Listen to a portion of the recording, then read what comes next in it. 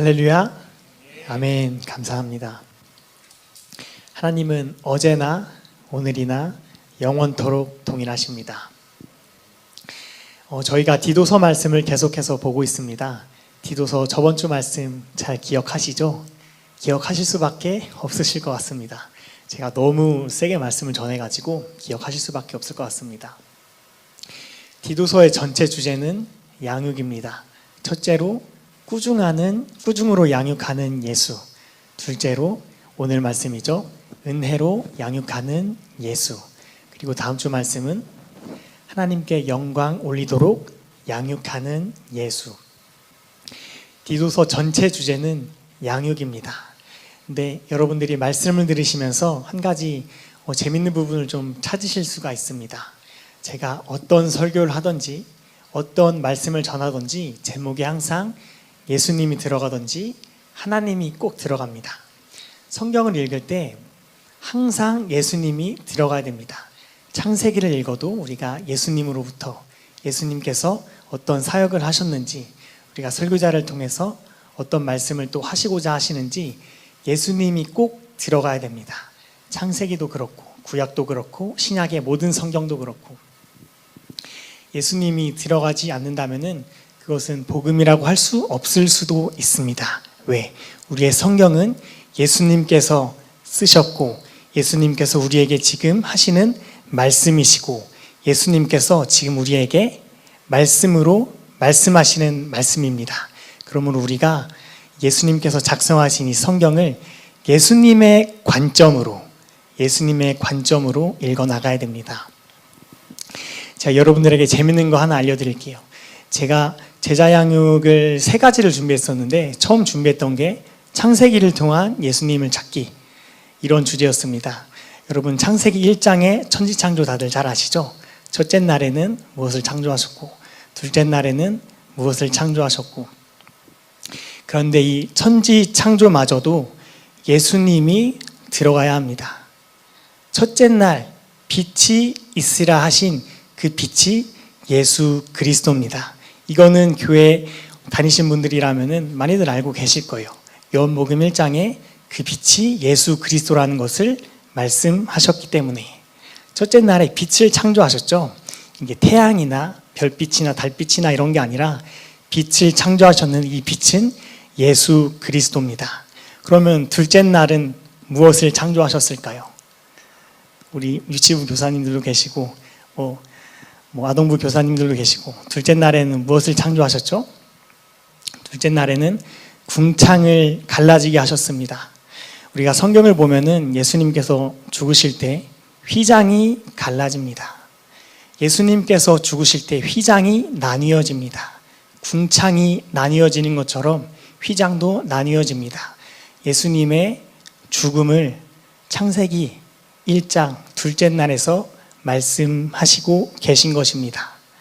천지창조도 다 예수님 말씀이에요. 셋째 날로 한번 넘어가 볼까요? 셋째 날에 무슨 창조를 하셨죠? 묻히 드러나라. 우리가 성경을 보면은 무교절이라고 있습니다. 무교절. 여러분들 담임 목사님 말씀이나 이렇게 많이 들으셨죠? 명절, 7가지 명절. 근데 그 무교절이라는 것은 떡을 만들어 가지고 바로 먹는 게 아니라 땅 속에 3일 동안 넣어놨다가 3일 후에 꺼내서 먹는데, 3일 후에 딱 꺼내서 먹을 때 유대인들이 뭐라고 하냐면은 드러났다. 따라서 해볼까요? 드러났다. 이렇게 이야기합니다. 예수님께서 땅 속에 3일 동안 있으셨다가 3일 후에 부활하셨습니다. 묻혀서 드러났다. 감이 오시나요? 예수님께서 창세기의 천지창조를 말씀하실 때도 첫째 날도 예수 그리스도를 선포하시는 거고, 둘째 날도 예수 그리스도의 죽음을 선포하시는 거고, 셋째 날도 예수 그리스도의 부활을 선포하시는 거고, 넷째 날, 다섯째 날, 여섯째 날 모두 다 있는데 이거는 비밀입니다. 저만 알고 있을 거예요. 7째 날로 한번 넘어가 봅시다. 7째 날은 예수님께서 천지창조를 하실 때 안식하라고 하셨죠. 기억하시죠? 천지창조. 창세기 2장 1절 3절 말씀입니다.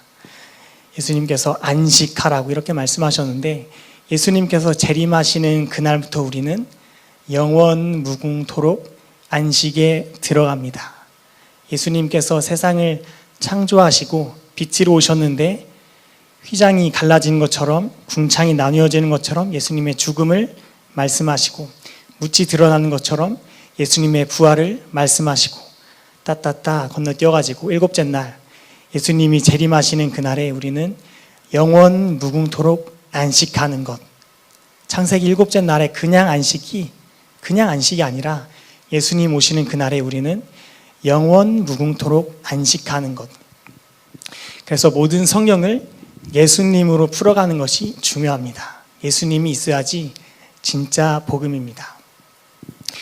지난주 말씀을 한번 좀 돌아보겠습니다. 지난주에 꾸중으로 양육하는 예수, 여기에 대해서 여러분들에게 아주 좀 직설적이고 아주 날것으로 이렇게 설교를 했었습니다. 예수님께서 죄를 드러내세요. 우리의 정말 날것의 죄, 우리의 정말 말 못할 그런 죄. 예수님께서 죄를 드러내시면서 책망하십니다. 여러분, 책망은 보혜사 성령님도 하세요. 보혜사 성령님은 도우시는 분일 뿐만이 아니라 보혜사 성령님은 3대 책망을 가지고 오셨습니다. 첫째, 죄에 대해서 책망하세요. 둘째, 의에 대해서 책망하세요.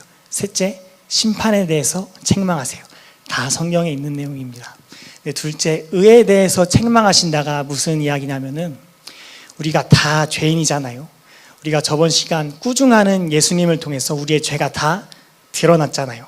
증인된 디도와 증인된 선지자와 증인된 바울과 증인된 예수와 또 재판관인 예수 앞에 우리의 죄가 다 드러났습니다. 근데 의를 책망한다는 것은 우리의 모든 죄가 다 까발려졌는데 모든 사람은 죄를 지을 수밖에 없기 때문에 그거를 인정할 수밖에 없어요. 근데 의를 책망한다는 것은 우리가 예수 믿지 않는 상태 그대로 있는 것. 예수 믿으면은 구원받고 예수 믿으면은 모든 죄에서 용서받고 예수 믿으면은 모든 죄에서 자유할 수 있는데 그러지 못하는 것. 그러지 못하기 때문에 보혜사 성령님께서 죄에 대해서 책망하시고 조금 더 나아가서 의에 대해서 책망하시고 조금 더 나아가서 심판에 대해서 책망하시고 저희가 지난주 꾸중하는 예수님, 꾸중으로 양육하는 예수님을 통해서 우리가 죄인이라는 사실을 깨달았습니다.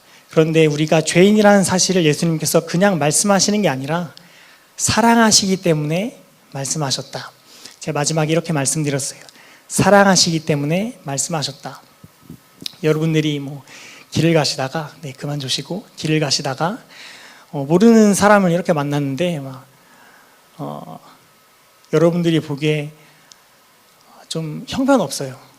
막 사람들을 괴롭히거나 아니면은 못된 짓을 하거나 제대로 살아가지 못하거나 그런데 여러분은 모르는 사람인데 그 사람에게 가서 제대로 살라고 제대로 살면 좋겠다고 이야기하실 분 계신가요?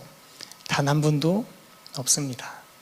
그런데 사랑하는 사람이 잘못된 길로 가면은 꾸중하세요. 예수님은 사랑하는 사람이 잘못된 길로 가면은 따끔하게 지적하세요. 죄를 드러내고 죄를 책망하고 내게로 돌아오라. 예수님께서 그래서 꾸중으로 양육하시는 겁니다. 싫어서 꾸중하시는 게 아니라 미워서 꾸중하시는 게 아니라 사랑하기 때문에 꾸중하시는 겁니다. 오늘 말씀은 은혜로 양육하는 예수입니다. 다 같이 한번 따라해 볼까요? 은혜로 양육하는 예수. 은혜로 양육하는 예수님은 세 가지로 양육하십니다. 첫째, 선물이라는 은혜로 양육하세요. 둘째, 침묵이라는 은혜로 양육하세요. 셋째, 가장 중요합니다.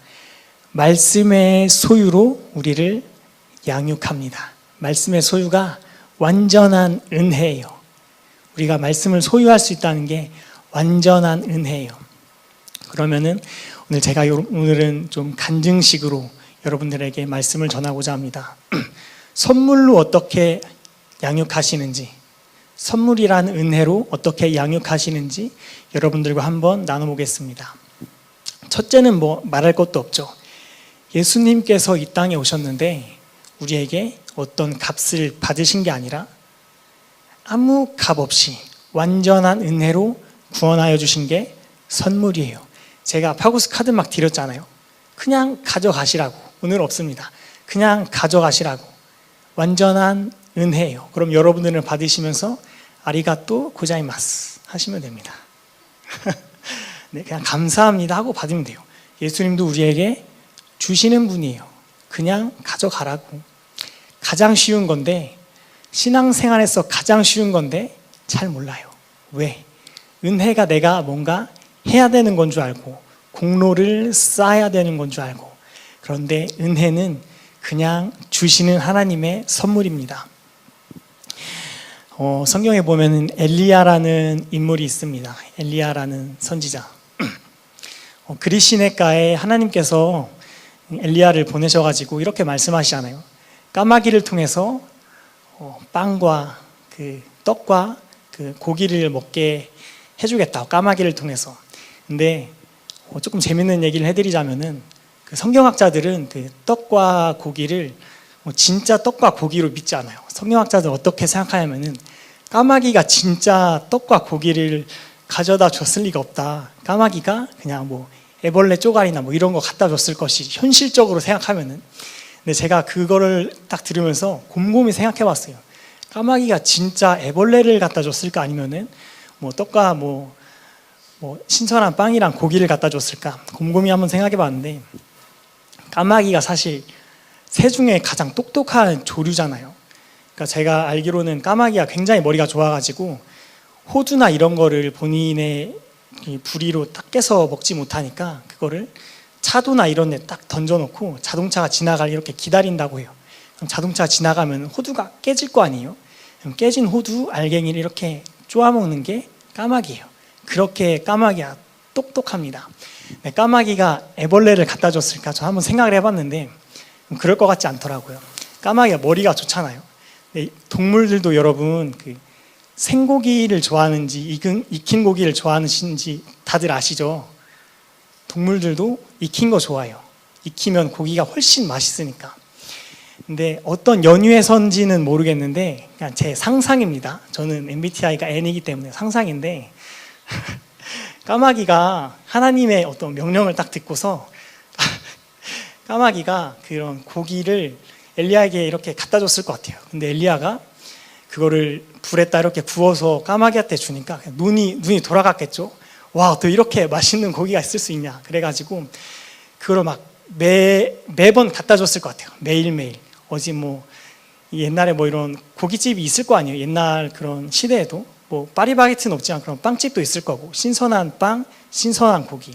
그래가지고 엘리야가 저는 이렇게 매일매일 신선한 고기를 구워서 까마귀도 먹고 엘리야도 먹고, 그리고 근데 저는 이게 진심으로 이렇게 생각했습니다. 그리고 빵도 이렇게 뭐 까마귀랑 뭐 이렇게 놓아놓고. 그런데 엘리야가 이렇게 하나님께로 받은 것이 은혜예요. 엘리야가 무엇을 했나요? 전혀 안 했어요. 엘리야는 그냥 하나님께서 그리 시냇가로 가라 했을 때 순종하고 말씀을 받아들이고 신선한 고기도 받아 먹고 빵도 먹고, 성경에 보면 이게 원어로 보면은 신선한 빵, 신선한 고기라고 하더라고요. 여러분들 다들 믿음 있으신 분이니까 애벌레라고 생각하시지 않고 진짜 하나님께서 보내신 그런 까마귀가 신선한 고기와 신선한 빵을 먹었을 줄로 여러분들이 믿는 줄로 제가 믿습니다. 은혜예요. 이것이 은혜예요. 엘리야가 뭘 한 게 아니라 그냥 하나님께서 주시는 은혜. 하나님 이렇게 엘리야를 은혜로 양육하십니다.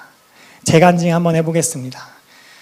저도 청년부에서 이렇게 뭐 봉사나 헌신을 예전에 참 많이 했었는데 청년부에서 봉사나 헌신하려면 사실 돈이 많이 필요하잖아요. 제가 예전에 있었던 교회는 이런 지원이, 청년들에 대한 지원이 전혀 없었어요. 그래가지고 완전한 사비로 청년들에게 뭐 이렇게 밥도 사줘야 되고 뭐 이렇게 교제도 해야 되고 뭐 이런 상황이었습니다. 그런데 돈이 전혀 없으니까 이제 하나님께 간절하게 기도했습니다. 하나님 100만 원만 주세요. 더도 말고 덜도 말고 딱 100만 원이면은 제가 이 봉사 잘 해결할 수 있을 것 같습니다. 이 헌신 잘 해결할 수 있을 것 같습니다. 제가 그렇다고 해서 뭐 장로님 옆에 가서 기도한 게 아니에요. 진짜 아무도 없는 성전에 가가지고 하나님 100만 원만 주세요. 이렇게 기도를 하고 어느 날 집에 이렇게 들어갔는데 저희 어머니께서 저에게 봉투를 하나 딱 주시더라고요. 엄마 이게 뭐야? 저희 어머니는 저랑 다른 교회에서 이렇게 예배 드리시는데 어머니가 다니시는 교회 목사님께서 저한테 100만 원을 주라고 딱 봉투를 주셨더라고요. 근데 저는 너무 깜짝 놀랐어요. 왜? 정확한 액수 그리고 정확히 필요한 때에 저에게 주신 은혜의 선물이었기 때문에 딱 100만 원이 그렇게 마련이 돼가지고 그 해에 딱 100만 원을 정말 이제 오밀조밀하게 잘 아껴가지고 사역을 정말 잘했었던 것 같아요. 봉사를 잘했었던 것 같아요.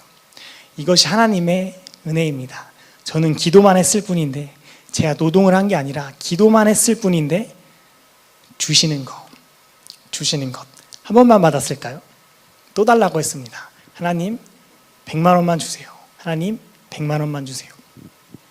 어느 날 목사님 제가 다니던 교회에서 목사님께서 부르시더니 학교 성적이 어떠냐고 저한테 물어보시더라고요. 그래서 성적이 뭐 이러저러 합니다 이렇게 말씀을 드리니까 그러면은 교회 그 장학생으로 한번 추천을 해보겠다. 그러니까 뭐 성적 증명서나 뭐 이런 걸 한번 떼와봐라 이렇게 해가지고 갖다 드렸습니다. 근데 장학생으로 뽑혀가지고 장학금을 받는 날 이렇게 봉투를 딱 받았는데 되게 얇더라고요. 조금 그런 거예요. 너무 얇아서. 그래서 내려가가지고 딱 봉투를 이렇게 열어봤는데 한 장 딱 있더라고요. 수표로 딱 100만 원. 그래가지고 그 다음에 100만 원으로 또 잘 섬길 수 있었습니다. 조금도 거짓말 안 못하고 하나님께서 100만 원씩 기도한 대로 딱딱 보태주셨습니다. 이것이 하나님의 은혜입니다. 두 번만 있었을까요? 세 번째로 또 말씀을 드릴게요. 이번에는 돈이 진짜 없어가지고 100만 원을 달라고 했는데 안 주시더라고요. 진짜 큰일 났다. 근데 저랑 같이 회장 뭐 이런 걸 하는 어떤 자매가 그 뭐 리더들을 다 같이 데리고 나가서 뭐 차라도 이렇게 먹이고 싶다, 대접하고 싶다 이렇게 얘기를 하는 거예요. 근데 돈이 있어요? 돈이 없어요. 근데 데리고 나가자고 하니까 뭐 어떡해요? 가야죠. 근데 제가 신용카드가 있었는데 신용카드로 일단 긁고 나중에 해결하면 되잖아요. 어떻게 되겠죠. 근데 제가 그래서 신용카드로 긁고 그 친구한테 뭐 이렇게 n분의 1 해가지고 받으려고 했는데 본인이 자꾸 긁겠다는 거예요. 제가 긁어야 되잖아요. 본인이 자꾸 긁겠다고. 안 된다고 내가 긁어야 돼. 근데 본인이 결국 긁겠다고 이렇게 해가지고 카페에 가서 음료를 한 2, 30잔 시키고 빵이랑 뭐 해가지고 엄청나게 막 돈이 막 많이 큰일 난 거잖아요. 돈이 없는데 다음날 돈을 보내줘야 되는데 이제 진짜 큰일 났다. 그래가지고 기도하는 마음으로 제 은행 계좌를 딱 열었습니다. 은행 계좌를 딱 열었는데 그 제가 과거에 다녔던 그 침신대에서 장학금이 또 들어왔더라고요. 감사하죠. 그래가지고 그거를 또 이렇게 보내주고 또 그 돈으로 그 한 해 그 봉사를 잘 마쳤었던 것 같아요. 근데 이거는 뭐 오늘 말씀이랑 좀 다른 얘기인데 그 친구도 사실 돈이 없었고 저도 돈이 없었고 서로 그냥 카드로 긁자 이렇게 해가지고 나중에 이걸 하면 되니까.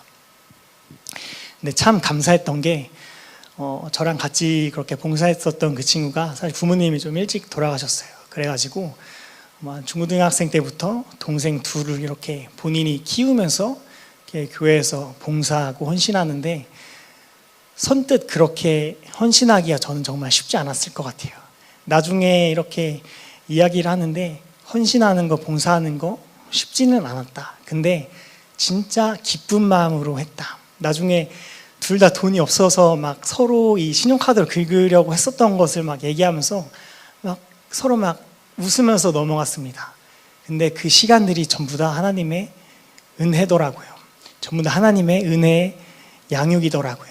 물질도, 관계도, 봉사도, 헌신도 다 하나님께서 그렇게 은혜로 채워주십니다. 여러분들도 그렇게 되실 줄로 믿습니다. 네, 오늘은 다들 잘 들어주시네요. 돈 얘기하니까. 제가 과거에 저희 친구와 뭐 이런저런 얘기하다가 나중에 저는 여러분 데리고 와서 개척할 생각 전혀 없으니까 그냥 편하게 말씀드리는 거예요. 나중에 개척하고 싶은 마음이 있다, 이렇게 그냥 친한 친구한테 이렇게 이야기를 했어요. 근데 친한 친구가 저한테 잘 사는 친구여가지고 우리 아빠한테 얘기해가지고 교회 해줄까? 이렇게 얘기하더라고요. 근데 허세가 아니라 진짜 진심으로 그렇게 얘기를 해주는데, 한편으로 되게 고마우면서도 한편으로는 제가 그렇게 이야기했어요. 교회 그렇게 헌신해주면 너무 고마운데 교회는 하나님이 개척해야 돼. 하나님이 세워야 돼. 사람의 힘으로 절대 세울 수 없어. 그래가지고 그 거절을 한번 그 이야기를 한번 거절했습니다. 항상 신앙생활 하면서 생각하는 것은 내가 내 힘으로 하는 게 아니라 하나님의 은혜로 저도 자라가고 싶고, 하나님의 은혜로 봉사하고 싶고, 하나님의 은혜로 또 사역하고 싶고, 그래서 이렇게 거절했었던 기억이 납니다. 제가 여러분들에게 한 가지 말씀드리고 싶은 것은, 사도행전의 교회는 7가지 특징이 있는데 그 중에 한 가지가 바로 이런 간증을 나누는 겁니다. 하라고 해서가 아니라 간증이 나오는 거예요. 내가 이번 주에 이런 하나님과의 간증이 있었어. 내가 이제까지 살면서 하나님께서 이런 만지심이 있었어. 은혜로 양육시켜 주신 하나님의 그런 만지심이 있었어. 언제나 은혜를 간증하는 것이 사도행전의 교회고, 또 오늘 디도서 말씀의 양육입니다. 오늘 말씀 잠시만 한번 띄워주시겠어요? 오늘 말씀을 딱 한 문장으로 요약하면은 간단합니다. 오늘 말씀이 조금 여러분들이 읽으시기에 어려우실 수 있는데, 모든 사람에게 구원을 주시는 하나님의 은혜가 나타나 우리를 양육하시되 경건하지 않은 것과 이 세상 정욕을 다 버리고 신중함과 의로움과 경건함으로 이 세상에 살고, 간단하게 말하면 이겁니다. 마귀의 것은 다 버리고 하나님의 것을 취하도록 우리는 양육받는다. 마귀의 것은 다 버리고 하나님의 것만 취하도록 우리는 양육받는다. 오늘 말씀의 전체 요약이에요. 전체 요약. 마귀의 것은 버려야 돼요. 지난주 꾸중으로 양육하는 예수를 통해서 우리가 받았던 그런 모든 마귀의 것은 다 버리고, 오늘 주시는 그러한 선물은 받아야 돼요. 선물을 드리면 받으면 되는데 못 받으시는 분들이 많으세요. 가져가시라고. 주기만 하는 게 아니라 크리스찬은 때로는 받기도 해야 됩니다. 은혜를 받아 누리시고 하나님 안에서 신앙생활 하시길 바랍니다. 둘째입니다. 침묵으로. 조금 어렵죠? 침묵이란 은혜로 양육하는 예수. 여러분들이 신앙생활 하시면서 기도하실 거예요. 이것이 필요합니다. 저것이 필요합니다. 혹은 이렇게 해주세요. 저렇게 해주세요.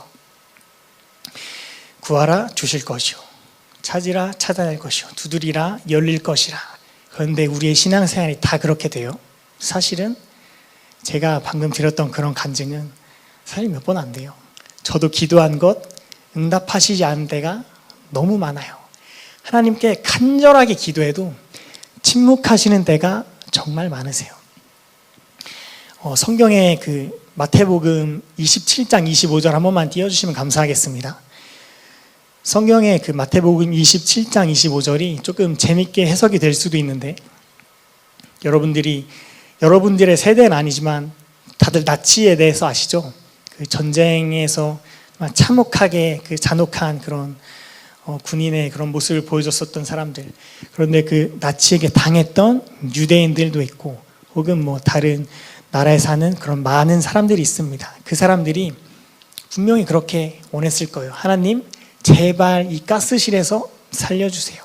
하나님, 나를 이 어려움 가운데서 제발 살려주세요. 하나님이 응답하셨나요? 응답하시지 않으셨어요. 때로는 하나님은 침묵하세요. 아니, 정말 자주 침묵하세요. 어쩌면 평생 침묵하시는 것 같아요. 무슨 기도를 해도, 무슨 말을 해도. 마태복음 27장 25절 한번 읽고서 설명해 드릴게요.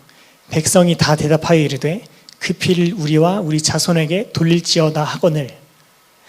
유대인들이 예수님을 십자가에 못 박을 때 바라바랑 예수랑 누구를 못 박을 거냐 이렇게 빌라도가 물어봤을 때 막 대답하잖아요. 예수를 못 박으라고, 예수를 못 박으라고. 바라바가 아니라, 강도 바라바가 아니라 예수를 못 박으라고. 근데 빌라도가 뭐라고 얘기해요?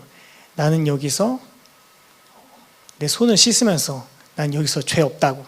그러면서 예수님을 못 박게 됩니다. 빌라도의 그러한 권력으로. 근데 유대인들이 그런 고백을 한 거예요. 이 피를 나와 내 자손에게 돌릴지어다. 모든 사람들이 똑같이 생각하는 건 아니지만 저는 일리가 있다고 생각해요. 뭐냐? 그렇게 말했기 때문에 그런 고난을 당한 것이 아닐까요? 냉정하게. 유대인들이 그런 고백을 했기 때문에 그런 고난을 당한 것이 아닐까요? 냉정하게요. 우리의 입술의 고백은 권세가 있기 때문에 다음 말씀으로 좀 넘어가겠습니다. 우리가 때로 하나님께 정말 간절하게 기도해도 주님은 침묵하세요. 이런 기도 다들 해보셨을 거예요. 남자친구나 여자친구나 이렇게 막 잘 만나시다가 헤어졌어요. 반짝하고 헤어졌어요. 그래서 하나님 제발 다시 만나게 해주세요. 막 울고 불면서 제발 다시 만나게 해달라고. 들어주세요. 침묵하세요. 그런데 잘 생각해 보면 가끔은 침묵도 응답입니다. 만약에 다시 만났다면은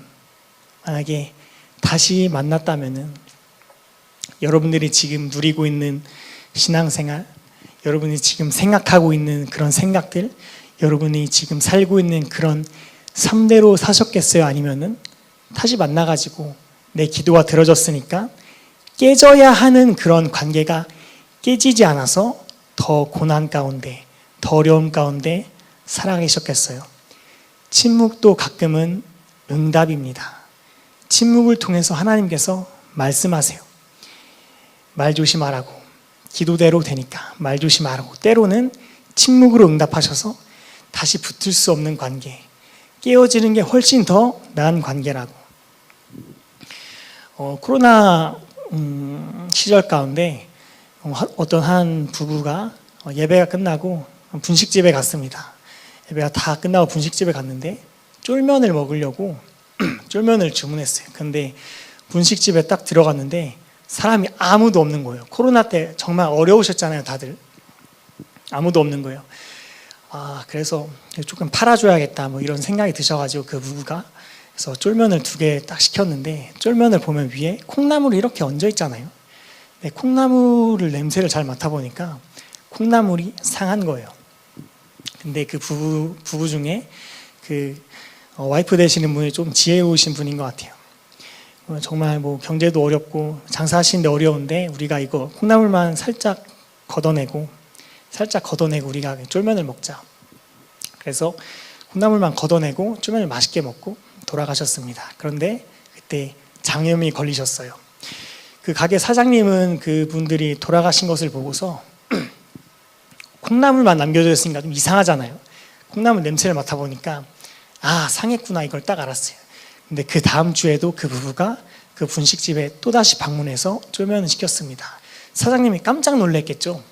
지난주에 정말 죄송했다고. 근데 그 부부가 장염에 걸렸었는데 괜찮았습니다. 제가 한 번 더 시켜서 먹을게요. 매주 오셔가지고 그 코로나 기간 동안 쫄면을 계속해서 시켜 먹었어요. 코로나가 다 끝나고 그 가게 사장님께서 그 부부에게 이렇게 말씀하셨습니다. 내가 이 장사를 엎을까 혹은 죽을까 고민하고 있는데 그 부부의 침묵 때문에 내가 조금 더 장사할 수 있었다고, 내가 조금 더 힘을 낼 수 있었다고. 우리가 침묵하시는 하나님에게서 어떤 아쉬움만 발견하는 게 아니라 침묵하신 하나님이 어떤 뜻이 있을 거라는 믿음을 가지고, 또 내가 삶 가운데서 모든 말을 다 하는 게 아니라 침묵으로 나도 적용해 가지고 사람들에게 배려할 수 있는 배려, 오늘날 저희에게 필요한 침묵이 아닐까요? 하나님께서는 우리를 침묵으로도 양육하십니다. 그래서 침묵도 은혜예요. 세 번째 마지막입니다. 가장 중요한 겁니다. 하나님은 우리를 말씀의 소유를 갖기를 원하세요. 말씀의 소유를 갖기를 원하세요. 말씀이 내 것이 아니고 막 저기 막 이렇게 막 흩어져 있는 게 아니고 말씀을 소유하길 원하세요. 마가복음 4장에 예수님께서 바다를 잠잠케 하시는 기적이 있으십니다. 예수님께서 제자들을 데리고 바다를 이렇게 건너가시기 위해서 제자들에게 우리가 바다 저 건너편으로 가자 이렇게 말씀하십니다. 제자들이 그걸 듣고서 배를 이렇게 구해가지고 예수님과 함께 배를 타고 막 바다를 가로지르고 있습니다. 날씨가 너무 좋고 제자들도 기분이 너무 좋았겠죠. 더 좋은 내일이 있을 거고 더 좋은 내가 될 거고. 바다 한가운데쯤 갔을 때 바람이 불고 파도가 치고 배가 막 흔들리기 시작합니다. 제자들이 막 너무 당황했어요. 막 이거 어떡하냐. 근데 갑자기 생각이 한 가지 났습니다. 저 배 밑에서 자고 있던 예수님이 딱 생각이 났습니다. 배 밑에서 자고 있던 예수님이 생각이 나가지고 제자들이 예수님에게 가서 큰일 났다고, 우리 다 죽게 생겼다고.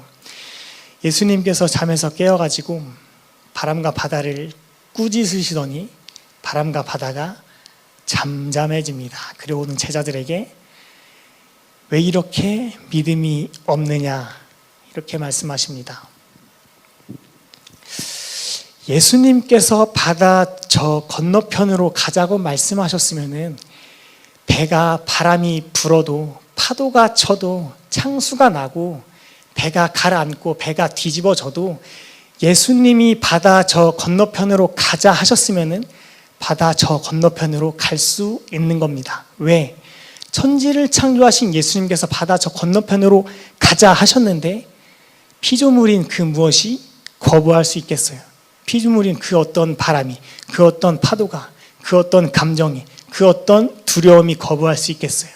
예수님께서 바다 저 건너편으로 가자 말씀하시면은 바람이 불고 파도가 치고 배가 가라앉고 배가 뒤집어지고 다 바다에 빠져도 건너편으로 갈 수 있는 겁니다.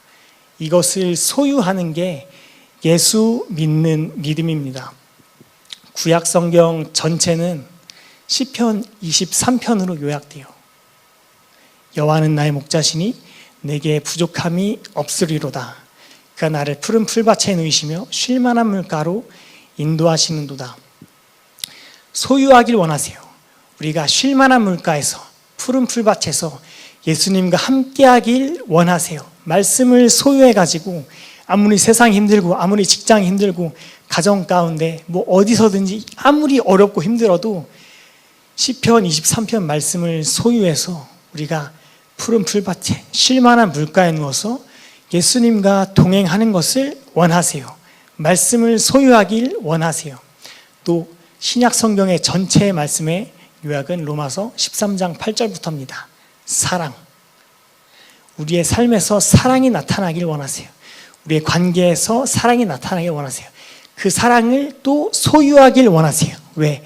사랑조차 말씀이고 말씀은 하나님이고 하나님은 말씀으로 우리에게 말씀하시기를 원하기 때문에 우리가 사랑하는 삶을 살길 원하시고 삶 가운데서 고난이 아니라 어려움이 아니라 언제나 푸른 풀밭에서 쉴만한 물가에서 예수님만 찬양하는 그런 삶을 살도록 원하세요.